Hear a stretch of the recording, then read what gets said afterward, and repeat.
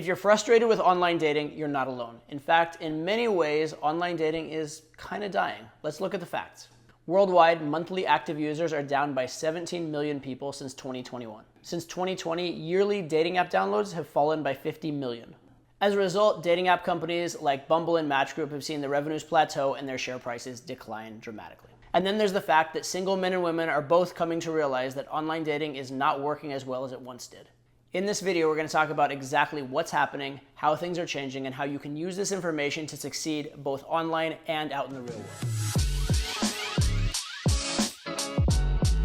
In a way, online dating is actually a victim of its own success and its own optimization. And I'm in a very unique position to comment on this because what's happening with online dating is actually very similar to what happened with online poker, which is another industry I was intimately associated with in the past. In order to understand this example, you do not need to know anything about poker except for this. There are two classes of poker players. There are amateur recreational poker players who are usually not very good, and there are professional poker players who are motivated by a desire to make money rather than to have fun and usually are trying to play very, very well. The more amateur or fish type poker players in the poker game, the better it is, and the better it is for the poker economy. The more professionals in the poker game, the harder it is to win in that game. Okay, that's all you need to know about poker. Now let's understand how online poker is self-cannibalized.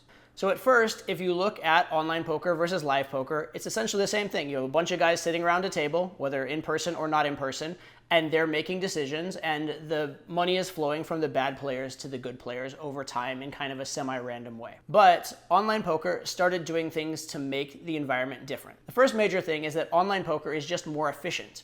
An online computer can deal more hands per hour than a live dealer can, and so maybe now you're getting twice as many hands out per hour.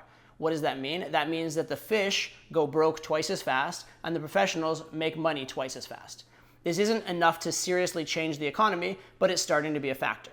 But then online poker sites allowed players to play multiple tables. And actually, even if the individual sites didn't allow people to play multiple tables, one professional player could play a table on this site, and this site, and therefore play multiple tables. So now, in effect, if you had the same number of professionals and amateurs playing, maybe now you have represented the table 3 times as many professionals as amateurs if they're playing 3 tables each. But it goes even further because the thing about professional poker players is they're always looking for a bigger advantage. And so people created software to work in conjunction with the online poker sites where they could track players' performance and actually pop up a player's statistics right on the screen and tell you exactly how they play. Now, this is something that is sophisticated and you'd have to go out of your way for, so the professionals were using it and the amateurs largely were not. This gave the professionals an even bigger advantage against the amateurs. Let's say it allowed them to play twice as well. So now using our same thought experiment, instead of having 3 professionals per amateur, now you have the equivalent of 6 professionals per amateur player. Not only did this new technology, which is called a heads-up display or HUD, allow the players to have better insight into their opponents, it actually allowed them to play even more tables profitably and easily because they now didn't need to pay attention to every hand being played on each table in order to have good reads on their opponents. And so now players could play even more tables. Let's say if before they were playing 3 tables, now maybe they could play 9 tables. As an example, my poker coaches used to play as many as 16 tables at a time at a world-class level. So using these numbers, the hands are being dealt 3 times as fast, the pros are playing twice as well, and they're playing 16 times as many tables as the amateurs. Well, that would be 96 times that a professional is representing itself in the playing population for every pro that actually exists. The pros start to dwarf the amateurs at the table, and the game starts to get tougher and tougher and tougher until in the end, it's effectively unbeatable. Eventually, the fish, the amateur players, get either discouraged or go broke, and now you have the pros trying to win money off the weaker pros, and the game getting better and better and tougher, and it's harder and harder and harder to make any money until it's effectively impossible because people are so good that you can't win by more than the house is taking. You can't win by more than the amount the casino is taking, and the game effectively becomes unbeatable, and then people just stop playing entirely. So we have a similar thing with online dating. At first, it wasn't very popular and there was a huge stigma against it. So the only people really doing online dating were people that were probably a little bit desperate. They weren't succeeding in real life dating and they really genuinely just wanted a relationship and a connection. Also, people weren't very good at it, but they were being very honest. They're putting up honest, real photos. They're writing their honest, real bios about themselves, and they were just kind of putting themselves out there looking for a match. So this led to good dating experiences, more and more relationships being formed online, and more people telling their friends how good online dating is, which led to a wider user base and made online dating even better than it was before. But then, as online dating started to become really good, some people started to join online dating who weren't desperate. People started to use it as a primary way to meet men or women. They started to make it their primary dating strategy. And of course, as people invest more time and energy into something, they start to get better at it. People started to optimize. People started to get better photos and to actually test different photos. People started to test and tweak and rewrite their bios to try and make them better. People started to share ideas, and yes, they even got advice from coaches. I'm somewhat guilty in this all happening in order to get more success online. And guess what? It worked. The people that optimized and put in effort did better than the people who didn't, and they started to dominate the market and get more dates than those who were doing things in the more organic way that online dating was originally intended to be. Also, there's a natural bias in online dating that the people who are looking for a relationship and good at online dating don't stay in online dating very long. They meet someone and get offline to be in a relationship. But the people who are good at online dating and don't want a relationship keep going out and hooking up and meeting more people and becoming a bigger and bigger percentage of the population getting online dates. Similar to poker, the pros get most of the success, and the average guy, similar to the recreational player or fish in poker, get less and less reward for their efforts. So this was the trend in online dating anyway, but the sites actually exacerbated this by adding in algorithms and special purchases and tiered memberships, things like that. As soon as you gamify a system, people are going to figure out how to do better at it. And the people who have the most to gain or are the most invested are going to figure it out first. So the pros, the type of people who are already optimizing their profile and trying to get a lot of dates, obviously were the ones who experimented more with exactly what memberships make the most sense. And does it make sense to buy a rose or not buy a rose? And what is the optimal swiping strategy? So this is yet another increase in the disparity between the professional, the person who is trying to get a lot of dates and doing it in a systematic way, versus the amateur, the typical average Joe. So far I've addressed this mainly with a focus on men. But what does it look like from the female side of things? Well, it's not so good for them either. See, girl goes online looking to meet a good guy for a relationship.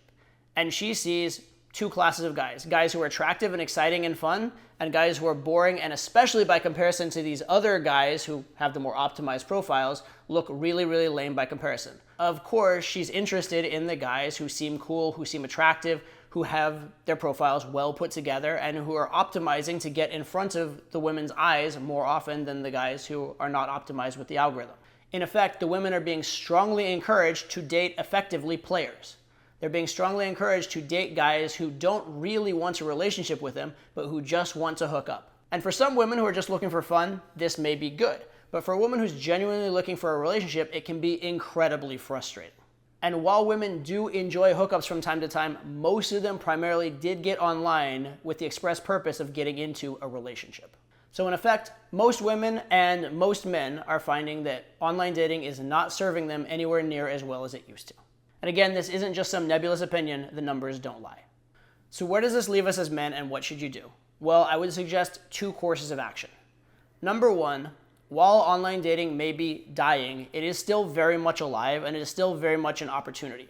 And if you are able to optimize your profile and optimize your photos and able to use the algorithm, there is still an abundant bonanza of women waiting to meet you, and most of them do want a relationship. If you are a guy who just wants to use online dating to hook up, you can absolutely do that. Lots of guys are doing that successfully. Again, optimize all your stuff and you can do it. But if you are the guy who knows how to do online dating, who's actually good at it and is looking for a relationship, you are exactly the man these women are looking for, and they will be so ecstatic to meet you. It's a huge opportunity, and it will be for quite some time still. So the takeaway from this point, if you are going to play the game, be a pro. And shameless plug, I do have a course, Online Dating Academy, which will teach you exactly how to do it, exactly how to optimize all these things and actually get results. So if you are going to do online dating, do it right. But there is a second point of this video, which is that more and more women are getting out of online dating into meeting offline again. And by the way, a lot of these are very hot women that didn't need online dating in the first place. And by the way, a lot of hot women never went online because they didn't need to in the first place. But sticking to the point, there is a growing trend of people doing alternate types of meetup events rather than online as dating events. One example of this is running clubs. A huge trend that's springing up lately is running clubs, which are ostensibly about working out, but very much are about meeting up and being single. In fact, so much so that they have a dress code where single people dress in one color and people who are not single dress in another, so you know who it's okay to hit on. There are also board game groups, other activities. Speed dating is actually making a comeback of late, and also just the world in general. The major point of this, women are becoming more and more receptive to meeting men out in the real world one way or another. And by the way, while these skills can be learned in a variety of ways, the best way to learn them is, guess what? Cold approach. So do I encourage cold approach? Yes. Number one, it is one of the most viable ways to meet women and will give you basically an infinite number of eligible women in your life if you do it well. But secondly, for learning the skill of dating, whether it is for an online date, whether it is for one of these meetup groups, if you can do it even a little bit well in cold approach, you are gonna crush it compared to the guys who have never learned and practiced it. So major takeaways of this video. Yes, online dating is getting harder. However, it is still an incredible way to meet women, and it will be for quite some time to come. And who knows, maybe some sites will come along that have a better treatment of the algorithm that will resuscitate it and make it last longer and be viable and better again. So you do want to and should absolutely become optimally good at online dating. It's a huge opportunity.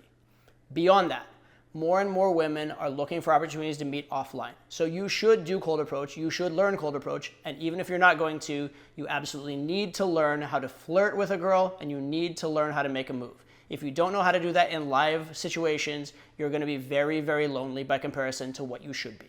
Final point, which I actually didn't address directly in this video that much, but it's very, very important, is being a high value man hasn't changed. The platform through which you're conveying it has, but fundamentally what a high value man is has not. The game is always changing, but the game never changes. All right, that's my video. Hope you liked it. Feel free to disagree or agree in the comments below, and I will see you on the next one.